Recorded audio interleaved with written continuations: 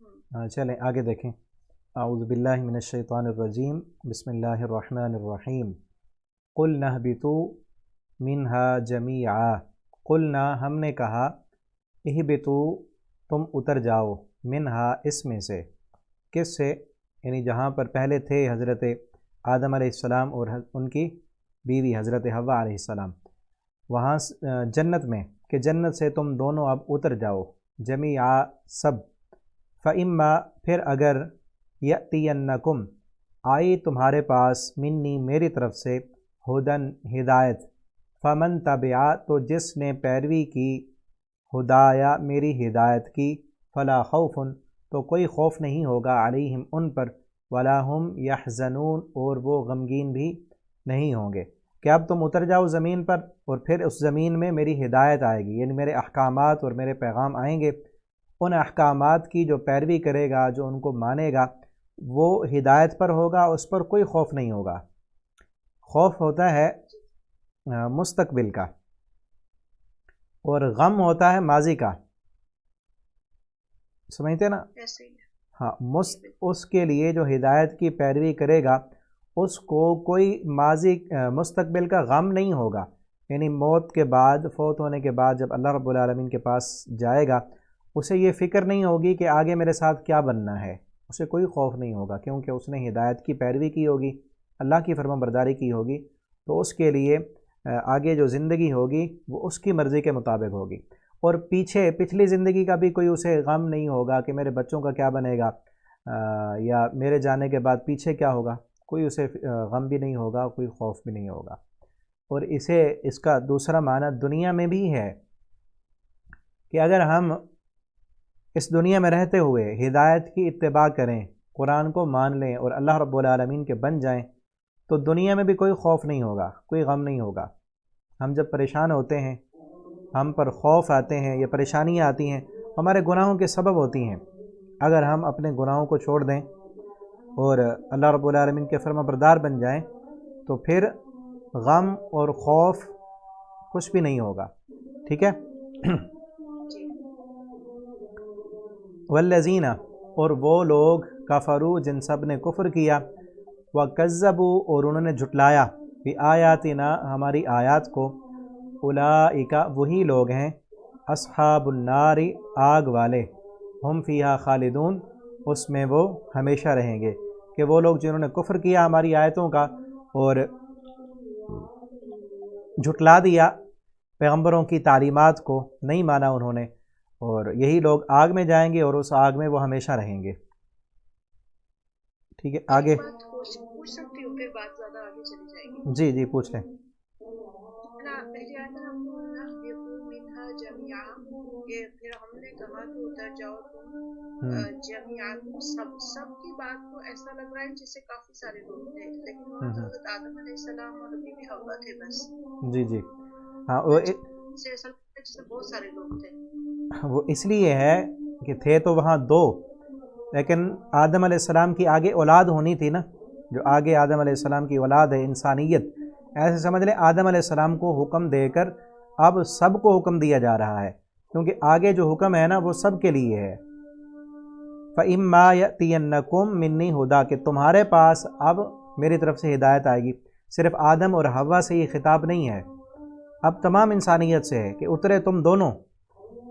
اور آگے تمہاری جو اولاد ہے، تمام انسانیت، وہ سب بھی اب اتر جاؤ،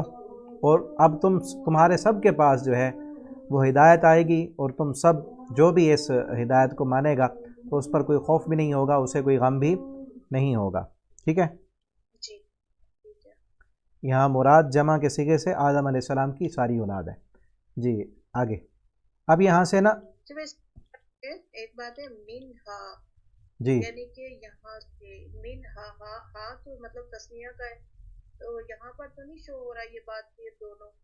نہیں منہاج یہ تو جنت کے بارے میں، یعنی اس جنت سے، جنت جو ہے وہ دانیس ہے، مطلب یہ ہا جو ہے مونس ہے، مونس کی ضمیر جا رہی ہے پیچھے جنت کی طرف، ٹھیک ہے، کہ اس جنت سے نکل جاؤ۔ جی ٹھیک ہے۔ ہاں جی آگے، یا بنی اسرائیل اذکروا اے بنی اسرائیل تم یاد کرو نعمتی میری نعمت کو، التی جو انعمتو انعام کی گئیں، عطا کی گئیں، علیکم تم پر، یا تم کو عطا کی گئیں میری نعمتیں، وَأَوْفُوا اور پورا کرو بعہدی میرے عہد کو، اوفِ بعہدکم میں پورا کروں گا تمہارے عہد کو، وَإِيَّايَ فَارْهَبُونَ اور وَإِيَّايَ صرف مجھ سے ہی فرحبون تم ڈرو، میرے علاوہ کسی اور سے تم نے نہیں ڈرنا۔ اب یہاں سے اس رکوع سے یہ آیت نمبر 40 ہے، یہاں سے لے کر تقریباً اس پارے کے آخر تک جو ہے وہ بنی اسرائیل سے خطاب ہے۔ بنی اسرائیل کو جو ہے ان کی سابقہ تاریخ یاد دلائی گئی ہے، اور اللہ رب العالمین نے ان پر جو انعامات کیے تھے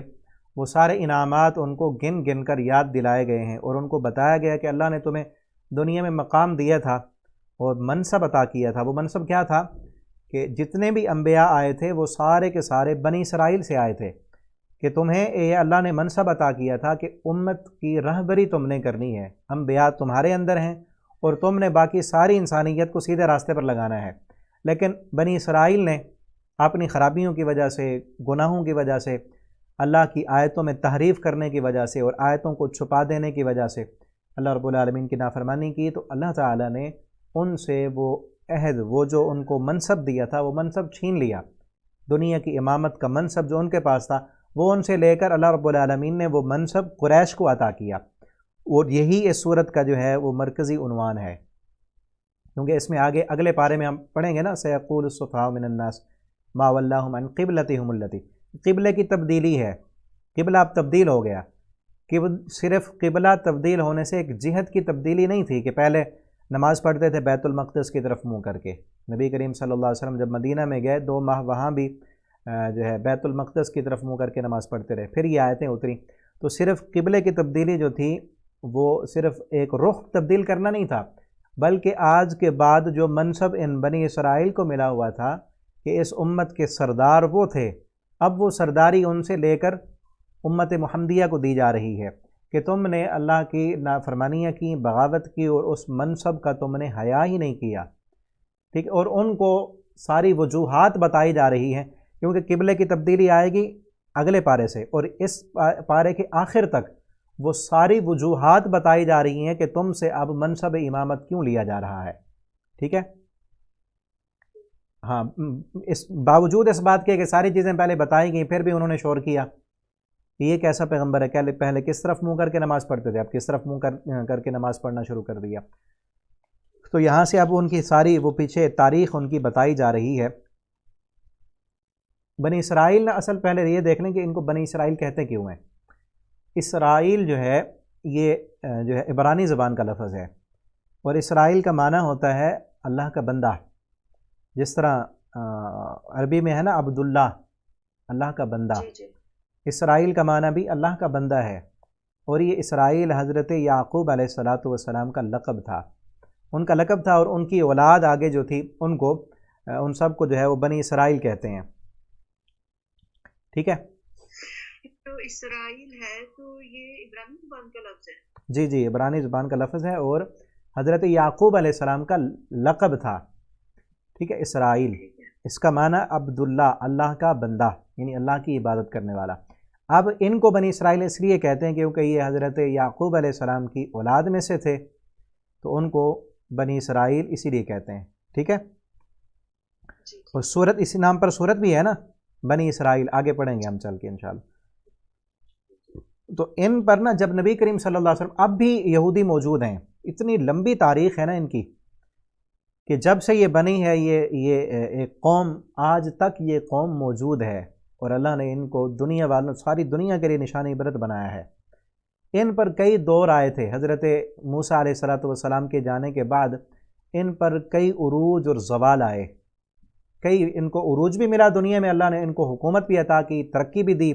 اور انہی کی نافرمانیوں اور ان کی بغاوتوں کی وجہ سے اللہ نے ان کو زوال بھی دیا، ٹھیک ہے نا۔ کئی بادشاہ آئے تھے، بخت نصر نے ان کو مارا تھا، ایک اور حکمران تھا، اس نے بھی، ہٹلر نے پھر سب سے آخر میں آ کر ان کو کثیر تعداد میں، لاکھوں کی تعداد میں یہودیوں کو قتل کیا اس نے، ٹھیک ہے نا۔ تو جب نبی کریم صلی اللہ علیہ وسلم آئے اس وقت ان کا عروج ختم ہو چکا تھا، بعد میں پھر ان کو عروج ملا ہے، لیکن جس وقت نبی کریم صلی اللہ علیہ وسلم آئے اس وقت ان کے زوال کے دن شروع تھے۔ ان کو بتایا جا رہا ہے کہ پیچھے تاریخ یاد کرو، اب تو تمہیں زوال مل چکا ہے نا، یہ تمہیں زوال جو ملا ہے تمہاری اپنی کرتوتوں کی وجہ سے ملا ہے۔ وہی کہا جا رہا ہے یا بنی اسرائیل اذکروا، اے بنی اسرائیل یاد کرو تم نعمتی، میری نعمت کو، التی انعمت علیکم، وہ نعمتیں جو میں نے تم کو عطا کی تھیں، وَأَوْفُوا بِعَہْدِی، تم پورا کرو میرے عہد کو، کہ تم نے مجھ سے وعدہ کیا تھا کہ تم نے اس زمین پر میرے احکامات کو لوگوں تک پہنچانا ہے، اور تم آگے آئے گا اسی صورت میں کہ تم تو اس کتاب کے، اس تورات کے نگران تھے، تم نے اس کتاب کو آگے دنیا تک پہنچانا تھا، بجائے اس کے نگرانی کرنے کے تم نے خود اس تورات میں تحریفیں کی، اپنی منمانی کے مسئلے نکال کر لوگوں کو بتائے۔ ٹھیک ہے، تم اس میرے وعدے کو پورا کرو، میں تم سے کیا ہوا وعدہ پورا کروں گا، کہ میرا تم سے کیا وعدہ ہے کہ دنیا میں تمہیں عروج دوں گا، اور یہی وعدہ اب مومنوں سے بھی ہے، وہ آگے چوتھے پارے میں آئے گا سورہ آل عمران میں، ٹھیک ہے نا، کہ اگر لا تہنوا ولا تحزنوا وانتم الاعلون، یہی وعدہ پھر مسلمانوں سے کیا گیا، لا تہنوا ولا تحزنوا وانتم الاعلون، کہ تم نے سست نہیں ہونا، کمزوری نہیں دکھانی، انتم الاعلون، دنیا میں غلبہ تمہارا رہے گا، اقتدار اور اختیار، کنٹرول، قبضہ تمہارا ہوگا، ان کنتم مومنین، اگر تم مومن رہے۔ آج دنیا میں مسلمانوں کا کنٹرول نہیں ہے، اس کا سبب یہ ہے کہ ایمان نہیں ہے ہمارے پاس۔ وَإِيَّايَ فَارْهَبُونَ، اور تم مجھ سے ہی ڈرو، ڈرنا مجھ سے، کسی اور سے نہیں ڈرنا۔ وَآمِنُوا، اور تم ایمان لاؤ، بِمَا أَنزَلْتُ، اس پر جو نازل کیا گیا، انزلتو جو میں نے نازل کیا، مصدقاً، ہاں انزلتو، یہ تو تا جو ضمیر ہے نا، تا کے اوپر جو پیش ہے، اس کا معنی میں نے اتارا، مصدقاً، وہ تصدیق کرنے والا ہے، لما، اس کی، معکم، جو تمہارے پاس ہے، یعنی یہ قرآن میں نے نازل کیا اور یہ قرآن اس کی تصدیق کرتا ہے جو کتاب تمہارے پاس ہے، یعنی تمہارے پاس جو تورات ہے یہ قرآن اس کی تصدیق کرتا ہے۔ یہ قرآن بھی کہتا ہے کہ تورات اللہ کی کتاب ہے، تم اس قرآن کو کیوں نہیں مانتے؟ اور تمہاری تورات بھی اس قرآن کی تصدیق کرتی ہے کہ یہ قرآن اللہ کی کتاب ہے، ما اس کی، لما اس کی، معکم، جو تمہارے پاس ہے، ولا تکونوا، اور نہ ہو جاؤ تم، اول کافر بہ، پہلے کافر اس کے ساتھ، یعنی اس قرآن کے پہلے کافر تم نہ بنو۔ تمہیں تو پتہ ہے کہ تمہاری تورات میں اس قرآن کی حقانیت اور سچائی کی دلیلیں لکھی ہیں، تم نے تو مشرکین مکہ کو بھی بتانا تھا کہ یہ قرآن سچی کتاب ہے، تمہاری تورات میں تو محمد رسول اللہ صلی اللہ علیہ وسلم کی بھی نشانیاں لکھی ہیں، تم نے تو ان کو گواہی دینی تھی کہ یہ محمد صلی اللہ علیہ وسلم اللہ کے سچے رسول ہیں، حالانکہ تم پہلے کافر بن چکے ہو اس کے، اور دوسروں کا مراد ہے، مطلب کافر سے لفظاً کیا مراد ہے یہاں پہ کہ تم پہلے کافر نہ بن جاؤ؟ ہاں، کافر، مطلب کافر کا معنی اصل ہوتا ہے چھپانے والا، اس کا جو لفظی معنی ہے نا چھپانے والا، اور کافر کو کافر اس لیے کہتے ہیں کہ وہ یہ حق کو چھپا دیتا ہے، حق کو ظاہر نہیں کرتا، ٹھیک ہے۔ اور عربی میں کسان کو بھی کافر کہتے ہیں، کسان جو دانہ زمین میں ڈال کر اوپر مٹی ڈال دیتا ہے، چھپا دیتا ہے اس کو بھی عربی میں کافر کہتے ہیں۔ اور یہاں معنی ہوتا ہے اصطلاحی معنی کہ جو اللہ کے احکامات کو چھپا دے اور انکار کر دے، ٹھیک ہے۔ ولا تشترو، اور نہ تم خریدو، بآیاتی، میری آیات کے بدلے، ثمناً قلیلا، تھوڑی قیمت، کہ دنیا کے تھوڑے فائدے کے لیے تم میری آیات کا سودا کر رہے ہو، یہ نہ کرو۔ وَإِيَّايَ فَارْهَبُونَ، اور مجھ سے ہی تم ڈرو۔ وَلَا تَلْبِسُوا الْحَقَّ بِالْبَاطِلِ، اور نہ تم ملاؤ، آپ نے چینج کر دیا جی ہاں، فَاتَّقُونَ، ہاں ٹھیک ہے، وہ پہلے والا تھا فَارْهَبُونَ۔ وَإِيَّايَ فَاتَّقُونَ، اور مجھ سے ہی تم ڈرو۔ وَلَا تَلْبِسُوا الْحَقَّ، اور نہ تم ملاؤ حق کو، بالباطل، باطل کے ساتھ، وَتَكْتُمُوا الْحَقَّ، اور نہ تم چھپاؤ حق کو، وَأَنْتُمْ تَعْلَمُونَ، اس حال میں کہ تم جانتے ہو، تمہیں تو پتہ ہے حق کیا ہے، باطل کیا ہے، تم حق اور باطل کو ملا رہے ہو۔ یہ بہت بڑا دھوکہ ہوتا ہے کہ جب حق اور باطل الگ الگ ہو نا تو ہر کسی کو پہچان ہوتی ہے کہ حق کیا ہے، باطل کیا ہے، لیکن جب التباس کر دیا جائے، ملا لیا جائے، تھوڑا حق ہو اور اس کے ساتھ باطل بھی ہو، تو پھر جو نافہم لوگ ہوتے ہیں، جن کو پتہ نہیں ہوتا، وہ بیچارے تھوڑا ان کو حق بتایا جاتا ہے نا، باقی اس کے ساتھ ہوتا ہے باطل، وہ حق کو دیکھ کر دوسرے باطل کو بھی قبول کر لیتے ہیں۔ اور یہ دھوکہ وہی کرتے ہیں جو جانتے ہوں، اور یہ یہودی جانتے تھے حق کیا ہے باطل کیا ہے، تھوڑا حق بھی بتا، جہاں ان کی دنیا کا مفاد ہوتا حق میں وہاں حق بتاتے تھے، جہاں حق بتانے میں دنیا کا نقصان ہوتا تھا وہاں حقیقت نہیں بتاتے تھے، حقیقت کو چھپا کر اور باطل کو حق بنا کر باطل کے ساتھ حق کے ساتھ ملا کر وہ باطل بتا دیتے تھے۔ ٹھیک ہے، ان کے واقعات بھی آتے ہیں، ان میں جو ہے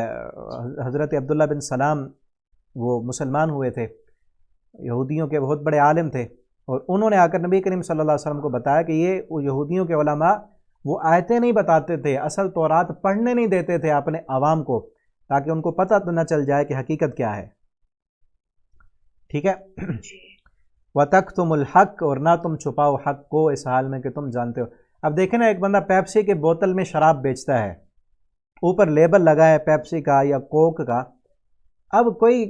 انسان وہ بھول میں وہ پیپسی سمجھ کر شراب پئیں گے تو بہت بڑا فراڈی ہے نا وہ، اور جو شراب کو شراب کی بوتل میں بیچ رہا ہے وہ جو لے گا اس کو خریدے گا، اپنا ایمان کا جنازہ نکال کے لے گا نا۔ وَأَنْتُمْ تَعْلَمُونَ، اس حال میں جی ہاں اس کا مطلب یہ کہ تم آیات نہ بیچو، تو وہ لوگ آیات بیچتے تھے، مطلب کیا یہ ہاں یہ نا، لگتا ہے میں نے آپ کی ویڈیو بھی دیکھی ریسنٹلی اس کے بارے میں، ہاں اس پہ دیکھے تھے نا، یہ نا اصل یہ تھا کہ لوگ آتے تھے نا ان سے مسئلہ پوچھنے کے لیے، اور ان کو دیکھ لیتے کہ ان کو کیسا مسئلہ چاہیے، ٹھیک ہے نا، تو اس کو اس کی مرضی کا مسئلہ بتاتے تھے، یہ نہیں کہ جو حق ہے وہ بتائیں، اگر حق بتا دیتے تو ان کو وہ پیسے نہیں دیتے تھے، ان کو ان کی مرضی کا مسئلہ بتایا تاکہ وہ خوش ہو جائیں اور خوش ہو کر ان کو نذرانے اور ہدیے دیں۔ ٹھیک ہے، جس طرح حضرت عبداللہ بن سلام میں نے اب بتا رہا تھا نا، حضرت عبداللہ بن سلام کہتے ہیں کہ ان کی تورات میں لکھا تھا کہ جب کوئی زنا کرے تو اسے رجم کرنا ہے، لیکن یہ کیا کرتے تھے، جب کوئی غریب آدمی زنا کر لیتا، کمزور آدمی زنا کرتا تو اس کو تو رجم کرتے، اس کو کوڑے بھی لگاتے، لیکن اگر کوئی امیر آدمی، پیسے والا، دولت والا، عہدے والا، وہ یہ کام کر لیتا، زنا کر لیتا، تو اس کو کوڑے نہیں لگاتے تھے، اس کو صرف اس کا منہ کالا کر کے اس کو جو ہے گدھے پر بٹھا کر اور چکر لگوا لیتے تھے، اس کو کوڑے نہیں مارتے، اس کو رجم نہیں کرتے تھے۔ ٹھیک ہے، یہ انہوں نے اپنی طرف سے یہ کیا ہوا تھا،